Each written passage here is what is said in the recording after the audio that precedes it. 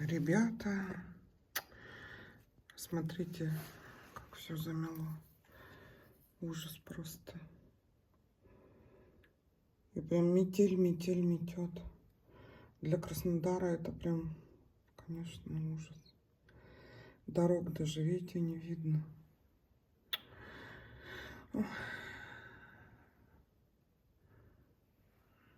Смотрите вообще. Утро, а никто даже не забирает машину, видите? Все ждут либо такси, либо идут на маршрутку.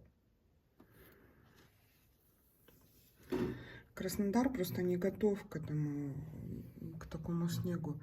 В других городах-то понятно, в Сибири вот мы жили, в Омске-то всю жизнь.